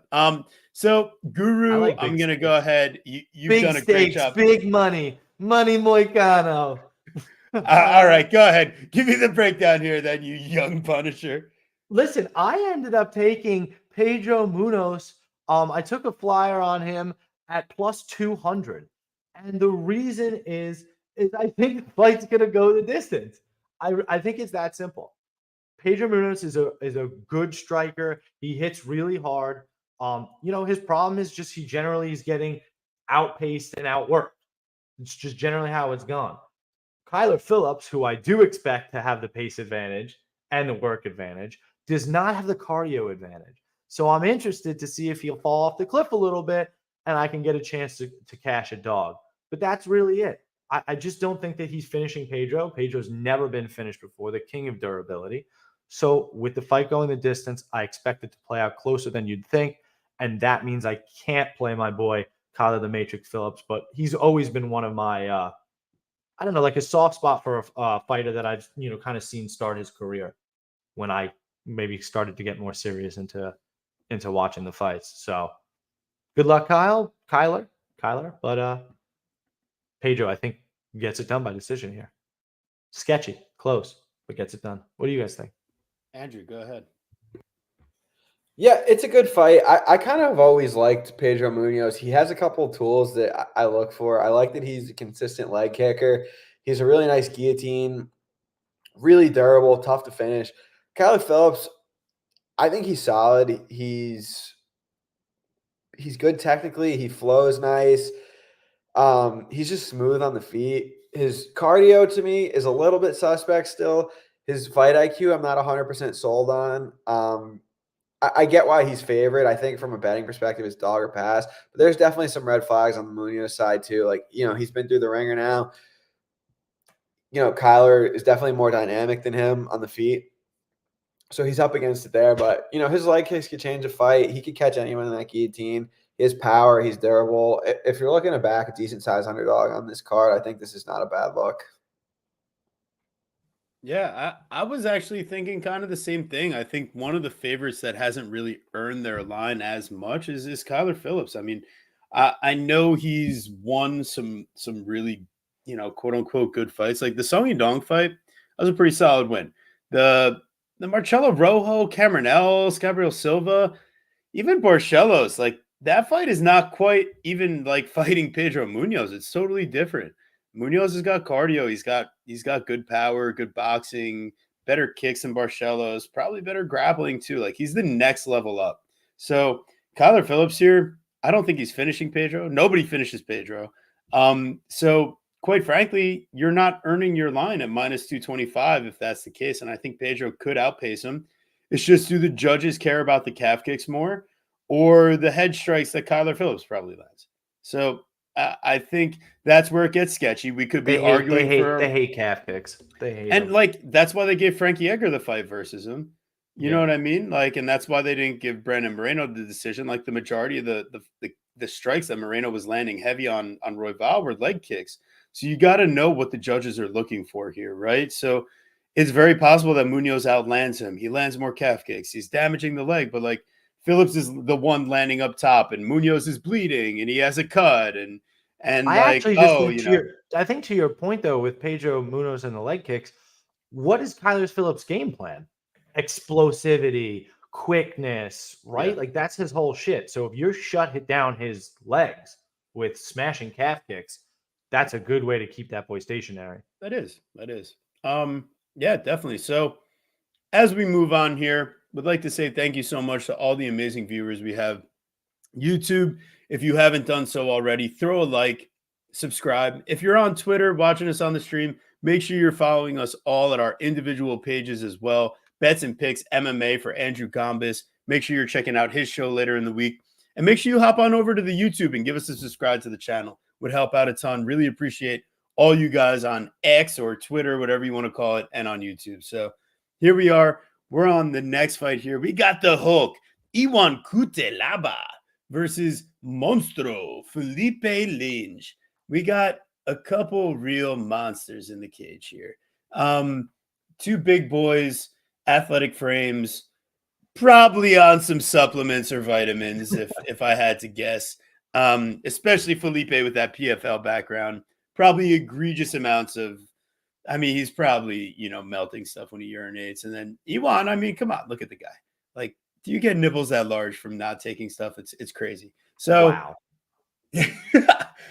So anyways, as we go crazy over here on the stream, The UFC is gonna hire you instead of measuring leg reach and reach. They're gonna have you measuring the circumference of their nipples. Bro, it's intimidating that half of his opponents have been knocked out just from intimidation of his rock solid nipples. Like, let's be serious. Out of your mind. Like, bro, what? If you go back and look at the tape, you can see on his picture right there. No, I'm saying, like, look at Tanner Bozer's eyes. Like, you think he's looking at his eyes or his nipples? Like, just take a look at where his eyes are looking. What the fuck? All right, I'm sorry. So, anyways, Iwan Cutelaba here. I mean, the guy has a path to victory, and it's a round one finish. Quite frankly, if you're playing his money line, you have some sort of sickness and addiction to sadness because you should just play round one. Gambling is probably not for you if you're playing his money line. Yeah, I don't want to be mean or anything, but I'm just saying, come on, guys, we'd have a good time. I'm sorry if I go a little off the rails sometimes. The dude is 6-8-1 in the UFC. What makes you want to play his money line? He doesn't win half the time. Well, so Felipe Lynch here, man. I mean, he's got a 1-inch height advantage, a 3-inch reach advantage. He's probably got an IQ advantage. But the real question is here, does he get bonked in round one? Like, that's really it, because Iwan Cutelaba could bonk him. He could wrestle him and, like, take him out fast. If that doesn't happen, though, I really like Linz as the fight goes on. So as much as I want to bet this fight ahead of time, like, this is the clearest live entry of my lifetime. I'm going to wait like 2.5 minutes into this fight. I'm going to have a pre-bet on Iwan round one and then just kind of like see what happens here. Like, feel out the waters. If I need to get in on Linz at plus 600 or plus 1,000, then like, so be it. It might need to happen, right? Obviously, like, even if it's like plus 300 and he's like, wow, he's surviving the storm. Like, it's not like Cutelaba gets better as it gets going. So just be prepared to do your thing. Yeah. But my pick here is Linz. Yeah, I'm gonna begrudgingly pick Linz as well. But I guess I do feel like I have a little bit more confidence in Linz than TB does, because I don't think I want to wait live. Like, I think you got to get him now at plus money, because if you look at Iwan Cutelaba's UFC career, he has 6 UFC wins. 4 of them are by knockout, 2 decision wins.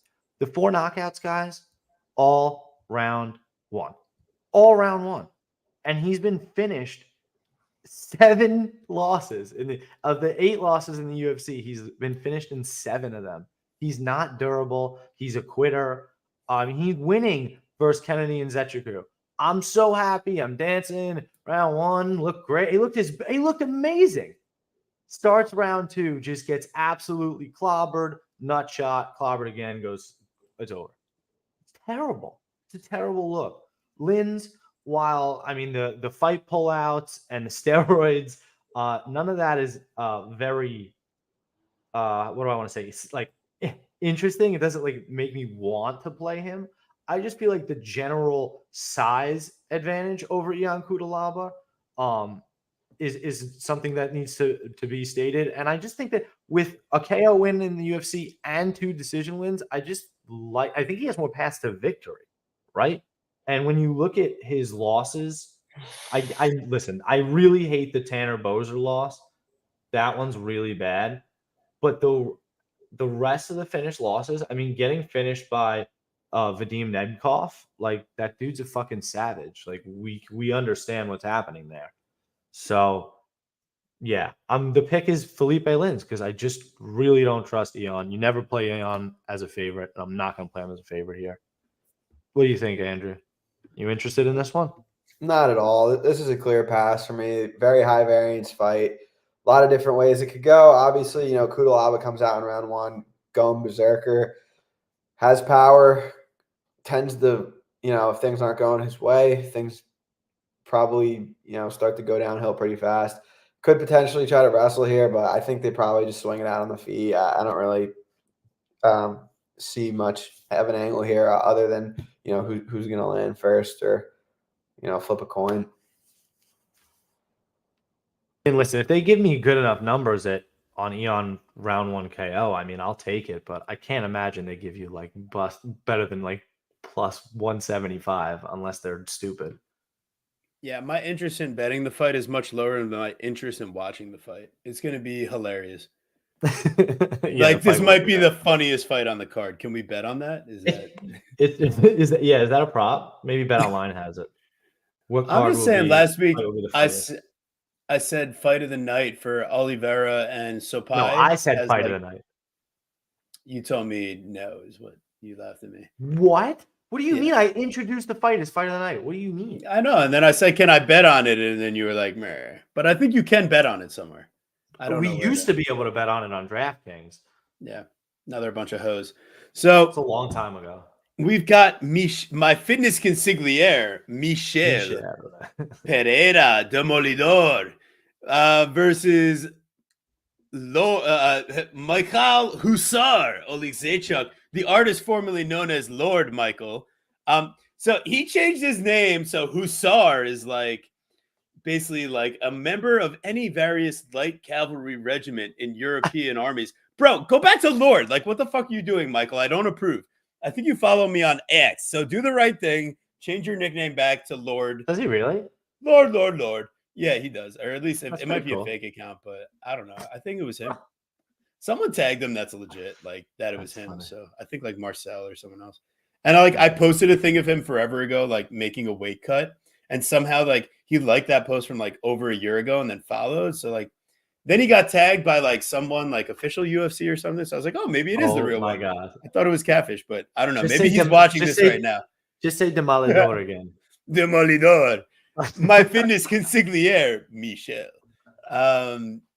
So listen, talk about an exciting fight. I think there's a very clear like 2 ways that this could possibly go. But most likely here is that Michel Pereira is the better athlete. He should have the better cardio. He's got more of like a functional game plan over 15 minutes.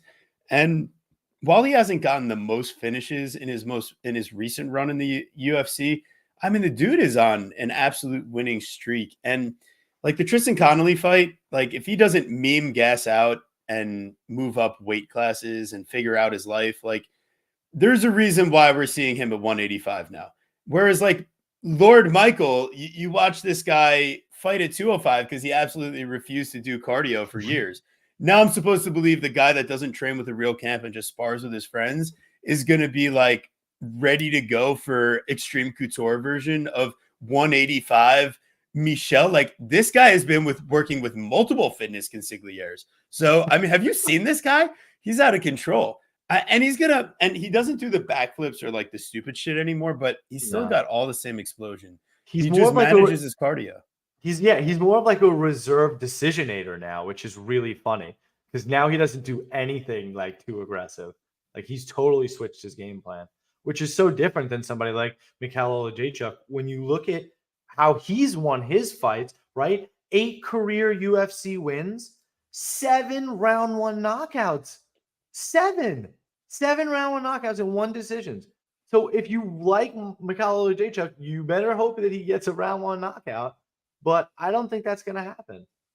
So I do really like Michel Pereira here. I'm not sure why the line has come closer as opposed to spreading further apart. I'm not sure what the sexy pick is about Mikhail Oleksiejczuk. This is me staring directly in Mr. Gombas's direction. Yeah, did you move a line? Did if someone had something to do with this. What did you do? No, I have nothing here. It's a close fight for me. I feel like, Oli Sajok's going to come forward, try to get in Pereira's face. Pereira's going to try to stay on the outside. He's strong. He hits hard. To your guys' point, he fights a lot more sane and measured than he used to. But I think Oli Sajok's going to bring the fight to him like he tries to bring it to everyone else. I just feel like Pereira's a little bit better technically, so I definitely think he'll be winning early. But I don't know. Pereira doesn't really get pressured too often, like how Lord, formerly known as Lord, now known as Hussar, is going to pressure him. It wouldn't surprise me if he melted down the stretch like he did back in the day against Tristan Connolly. But I do think he's more. That would surprise me. He's better fresh for sure. So I'm going to pick him, but we'll see. You know who else is better fresh? Lord. Do you think he actually has the better cardio over Mikhail Oleksiejczuk? Like anytime we've seen Mikhail get I'm saying I think Mikhail has the better cardio. No, that's why I'm asking. Like, why? We haven't seen it.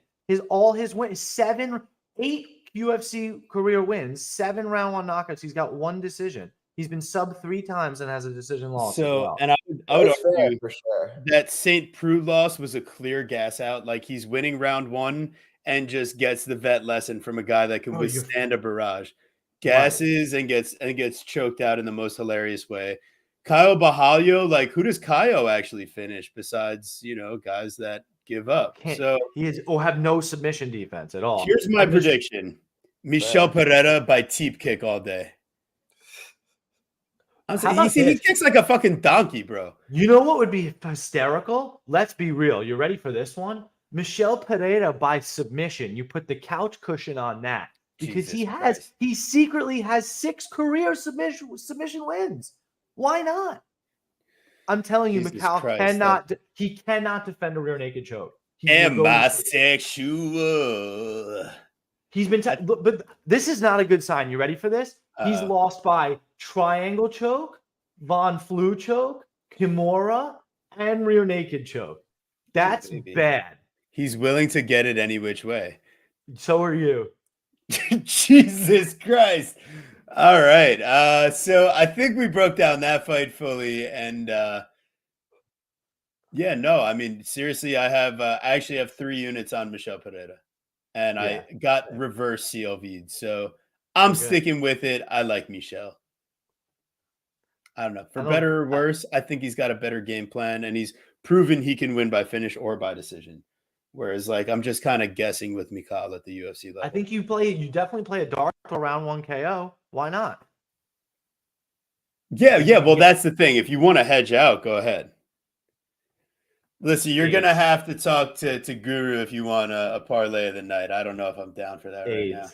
AIDS galore. Actually, well, you know what? If there's going to be a parlay of the night, I can give you a 3-legger. Here we go. You want AIDS? It starts with Mateusz Gamrot. And then the second fight. We go from Biggie Boy Fight Week to the Big Boy Fight Week. I don't think it gets any better than this. We got Hobelis de Spain. Is that what it is? Like, damn, the big boy. I've just been listening to the commentators, like the American guys say his name. So I'm hoping, isn't there like an Odorisma de España in baseball too? Like, how do they say his name? That it's got to be the same. They're both Cuban, right? So is it de Spain? Despaña? Like, I feel like the GNE has got to be like a role of some sort, right? Like someone of culture needs to help me out here. Listen, Gombas is the one that lives in Florida, dude. Let's go. Give us some of your Cuban. I got no idea, man. Oh, my goodness. He's still a culturalizing. He's spending too much time inside betting fights. He's got to go get some good Cuban food. All right. So anyways, Robel is here, the big boy, minus 345. Versus Josh the Meatball Parisian. I mean, look at that guy over there. That's a fucking spicy meatball over there. My God. He even trimmed up for us, too. Look at that nice little fresh cut he's got. A good one. He's got like the school, like the middle school haircut hairdo. You know what? I decided I don't love it. You know why I don't love it? Why? Because there's already a meatball. You got Meatball Molly. It's No, not but he's a original meatball for enough. different reasons. Not because he's I elite at making know. sandwiches. It's You're because right. he's actually the shape of a meatball and probably smells like one. Um, I'm just basing it off of like, insight. But anyways, the big boy, I mean, dude, let's be serious for like half a second here. I think I'm actually gonna bet him inside of 60 seconds. Like Yeah, no joke. absolutely. You have to. Like legitimately no joke. Like, yeah, I'm thank you. We'll take Bobbert under 60 seconds when DK. Yes, Jared, that's exactly it. Like, okay, and the other thing is I'll take him under, like, you can do the same game parlay. So I'm just gonna fucking ladder this shit out. If I miss the 60 seconds, I'm gonna get like the under like 2.5 minutes, the under 3.5 minutes. Like, I'm laddering this shit out for whatever ridiculous aids I can get. But that's the only way you can bet the Spain. Because if this fight goes deep, we can see Josh Parisian taking out the old demons of getting humped in the face. And if he gets stop controlled on Robelis, we could get like a deja vu moment here because I think Josh has got something to prove. But no, realistically, like He's Josh is not getting taking him finished down to the. and he's No. getting finished fast. Like minus 345 Robelis and the under 1.5 at minus 315. It's like so close. You got to like bet fight doesn't start round 2 and Robelis for plus money. This is like the softest possible landing you can give this guy at 4-0. Yeah, I mean, he's got the biggest reach ever. What are Did you he eat a big laughing meal about? before going out there? That's the Jesus question. Christ, no. Cardiac I mean, arrest. maybe. Listen, he's 35 years old, so he's not exactly a young prospect. The dude absolutely walks down people. He's a genetic fucking freak. He has catastrophic power. I mean, the way he put people out, it's different. Like, it's not just that they're cans, because I don't really think it's that. The sheer force. They're asleep before they hit the ground. I mean, it is concussion. It's crazy. Yeah. The way he throws is like a fucking missile. It's truly insane. Yeah, you're right, TB. Round 1 KO if you can get it. The under half a round, the 60-second prop. Why not? Oh, yes. The thing with Parisian, which is actually kind of interesting, is that even though he's been finished 5 times in his career, it's only 2 KOs, right? And that is what's kind of interesting. And they've come later in fights, round 2 and round 3 versus Dontel Mays. So if this guy Despaigne gets extended, that's not gonna be ideal. But if you watch his debut versus Katuma Malumba, it's exactly that. The dude is just holding him up against the cage as long as he can until they finally break apart towards the end of the fight. Against Hakuna, Malumba, Hakuna, Matata. You got there, man. His name is Katuma Malumba. It's not my fault, man. You did. You got. I flubbed it one time. I'm not. The dude's an 0-0 prospect. You say his name. Fair. Go ahead. I'm not looking at it. I'm not looking at it. No, say it. So try. You've heard me say it a few times. Try. No, I can't even remember what it is. Exactly. Too hard. Exactly. I'll look it up. Sit and spin. You're right, man. Yeah, I have no proof, but I suspect Despain is major fraud vibes. I don't know if this is the spot to get him, but I mean, I watched this guy's whole career in like 5.5 minutes. He's just fighting absolute nobodies. The one fight that goes over 20 seconds, he's like getting clinched up against the cage for a lot of it. Parisian on the other side, I mean, not very good, but you have to at least think that he knows every mixed martial art. I'm not really convinced of that for Despain. Also, Despain's cardio, grappling, just absolute question marks. I think Parisian's probably in trouble early. Maybe look to go live on Parisian if he survives a couple minutes against of Kung Fu or karate or whatever this guy is allegedly good at. Well, that is the thing. He is not necessarily. Oh, that's the big thing, right? He is I wrote it down, or I thought I wrote it down. He's an Olympic judo bronze medalist at London. Judo or taekwondo? Taekwondo. Sorry. Thank you.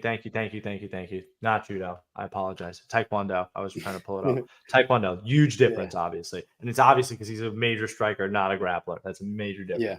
So yes, he's a bronze medalist Taekwondo, and not when I said Jasmine Jasavicius type Olympic wrestling. I mean, he is Yeah. really an Olympic striker. So I think that's problematic. But you're exactly right. This could be another Braxton Miller situation, but I don't think so. I mean, like, it's if he fights anybody that has any semblance of striking defense mixed in with like real takedown game, yes. Like, He's we are nearly a looking safe for the versus Martin future fate. Berdai in round one. Like Martin Berdai almost knocks him out in round one, but then he just chokes him out instead. I mean, he Kimura's him instead.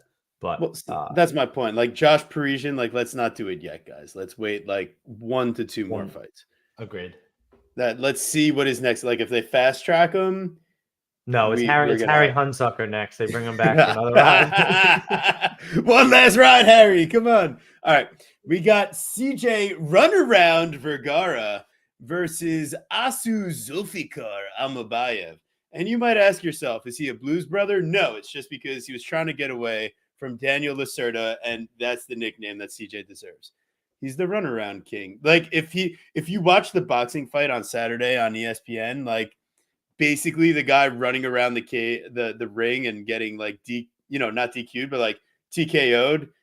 That's basically what CJ Vergara was doing against Daniel Lacerda. Like the ref had every right to tell him to stop being a bitch. But anyways, in this fight, CJ Vergara gives up plenty of takedowns. He doesn't have like real fight-ending power, like finishing the likes of Daniel Lacerda in the second round and not finishing any of your other UFC fights, the 4 of them, tells me we're not in for a good time. Tatsuro Taira, very legit. Asu Amabayev, also very legit. However, Amabayev, very much a guy who's willing to be patient in passing control and getting to the dominant positions. So we go back to the well. His first fight, we bet round 2 sub and round 3 sub. So what are we going back to? It's Asu Amabayev by round 2 sub or round 3 sub. However, if this is the time he gets a round 1, I'll be damned. I'd rather go the other way. Why not go round 1, round 2? Yeah, that's fair. But I mean, CJ, he just slows down as the fight goes generally. But True. I guess like his finished losses have come just sub in general as well. I mean, Lacerda had this guy on death's doorstep. I like round 2. And the reason I like round 2 is just the way that, I mean, maybe it seems like it's the way that Asu understands his opponents, right? The way he starts to get his reads in the striking and then work his way towards the grappling. Asu has 6 round 2 finishes at this point. I mean, that's a real pattern. So why not go for it again? And like you said, CJ Vergara is fairly tough. And the way that he runs around the cage, I mean, he uses his lateral movement and quickness to try to be successful. And he's actually been fairly successful so far at the UFC level. But I think that he's in for some trouble here versus Asu Amabayev. And obviously the bookies think so too. So I like Asu by sub. And we're going back to round 2. That was one of my favorite plays ever. I think it was like plus 1,200. Andrew, what do you got, man? Yeah, I'm a little confused by this booking, honestly. Like, Amabayev coming off of, like, in my opinion, a really impressive win over Ode Osborne. Like, I thought Osborne was a live underdog in that spot, and Amabayev kind of ran through him. Ode beat Vergara already, so, like, I don't know. It's just weird to me. You got a huge price tag on Amabayev. I think he's, rightful, sizable favorite. He's probably going to get the grappling going. I don't really have much to say beyond that. Like, it's just a matter of if you think he finishes or not. I tend to think he does. Fair enough. I like it. And same idea, man. It seems clear. And if you needed AIDS, that's the third leg of the parlay to get it. So you might as well do Asu Amabayev, Robelis de Spain, and Mateusz Gamrot for not even plus money, probably. So good luck with your parlays this week. I wish you the best. We are on our last fight. God damn it, we made it. We got Joanne JoJo Wood versus Marina the Iron Lady. Please subscribe to my OnlyFans in bio. Morose. Yeah, is it like potential retirement versus like OnlyFans fade? This is the matchup of a lifetime. Like the rematch that everybody's been clamoring for. I can't believe we get the opportunity to watch JoJo versus the Iron Lady to kick off our prelims for UFC 299. quite frankly, they could have done a lot worse. Let's be honest. But at the same time here, I mean, I think we are guaranteed a disgusting decision, no matter what. JoJo, I think she's going to at least be cognizant of the submission threat at this point, right? Like you'd hope. 5 sub losses. 5 sub Please, losses. JoJo, are 5 you sub cognizant of the decision of the submission threat? 5 submission losses. She's lost by Jesus. submission in 3 of her last 4 losses. God damn it, man. So like Tyler Santos, Alexa Grasso, Jennifer Maia, and then like Jessica Andrade and Marina Moroz in her short notice debut, right? So there's been plenty of opportunities for her to be subbed, but I think at this point the caliber of fighter it takes to sub JoJo has surpassed that of Marina Moroz at this stage of their careers. I'm thinking this fight goes the distance. I don't think JoJo is finishing Moroz. That would be probably the funniest thing to ever happen. But I think Wood, she's going to land more calf kicks. She's going to land more volume. It's just a question of what are the judges value that day? Do they value the calf kicks or do they value the boxing of Moroz? Do they value the attempted takedowns and the control positions that Moroz might potentially get? Or do they like Wood's like striking in the clinch and the elbows? And like she even goes to a split decision with Luana Carolina. Like, does it get any better than that? Like Andrea Lee, Lauren Murphy, like all these fighters that she's going to disgusting split decision with. Doesn't this just smell exactly the same? So, yeah, man, fight to go split. I like that. We'll bet that to start. That'll be the yes. Marina Nudes and Bio Moroz. That is the exact way I imagined it. As I said, that's messed up. OnlyFans link in Bio Moroz. Yeah, so I got JoJo here plus 185. Wow. I'm probably not going to actually put money on it, but like it's disgustingly mispriced. Yeah. And I get it. Like Moroz, she's a bit younger. She's a bit bigger. I just hate this fight. I hate this fight. I do think that Wood has the better technical skills on the feet. But the question hasn't is, shown him in so long. I'm just gonna pass. I'm just passing. Yeah. The fight is a full fucking pass. Alice, Absolutely. we are not pre-recorded. Shut up. There aren't that many good comments. Come on, what are you talking about, man? This isn't pre-recorded. Chill out, bro. I appreciate you though. Make sure you subscribe. Absolutely. Listen, Marina Moroz, if she gets pushed into the clinch by JoJo, she could just pull fucking the armbar again. So I just don't really have any read on this fight, whether it's going the distance or not. I mean, obviously, look at the books. The books think it's going the distance, minus 345 for over 2.5. Just makes me think something sketchy happens because why the fuck not? So I just want absolutely no part in this fight. And I have a feeling that a very sharp gambler like Andrew Gombas is going to say the same exact thing. Yeah, I mean, this fight kind of comes down to like, do you think Moroz can and will get takedowns? I don't really know. I'm on the feet. I think Wood's a little bit better. She's been fighting better people, but her takedown defense is definitely cause for concern. It's just a pass for me. Oh, it was right. Yeah. I like it. So, all right. Listen, this guy's absolutely tripping balls in the comments. Like, if you don't think we're actually live, like, I think he's messing with you. I think so too. So, I think he's just kidding. That's why I told you I'll show you the Capicola like Tony Soprano. Oh my goodness. Don't make me get up. All right. Listen, you guys made it incredibly. I appreciate all of you that somehow soldiered through this absolutely electric show. We talked about a wide variety of things. And if you want to know what I said about Iwan Kudelaba, you're just going to have to go and find out. So thank you guys so much. Everyone watching live, absolutely incredible opportunity to have fun every week with all the amazing people in our community. And it just wouldn't be the same without all you guys laughing a lot and having fun. So Guru, I know, sometimes it's tough, like getting there on a week-to-week basis. Like we push each other to keep it going and like 4 years strong every week and like feeling better than ever doing this. So really appreciate everyone that makes this happen. And you can catch me this weekend on Best Bet with DFS by the numbers. I'll be going live 2 hours before the prelims on Saturday, giving out my best bets for the card. Guru is going to be helping me cook up because we got to help each other out. Yeah, we're not really live. It's Ryan. Someone's going to come and kidnap Guru from behind him. Dude, I feel so bad for that kid. That shit's so scary. It's that hilarious. That cocaine is not good for you guys. Don't do that. Cocaine is a hell of a drug. Don't do those drugs, guys. I love it. Andrew, anything to say before we're going to the fights, right, bud? You know where you're sitting yet? Yeah, I'll be there. No, I don't know where I'm sitting yet, but definitely looking forward to it. Been a little bit since I've gotten out to the fights, so should be a fun one. Thanks for having me on, as always. Appreciate you guys, and good luck this weekend. Thanks so much for your time, Andrew. Really, really appreciate you. Thank you guys so much for being in the chat and joining us. Had an unbelievable show. We got an unbelievable card here. Let's all make some money. Make sure you're following my unbelievable co-host. You can follow him at TV Scouting MMA. You can follow him on X, Instagram, Picket, Verdict, Tapology, and Bet MMA. You can follow me, The Guru Scouting MMA, X, Instagram, Picket, Verdict, Tapology, and Bet MMA.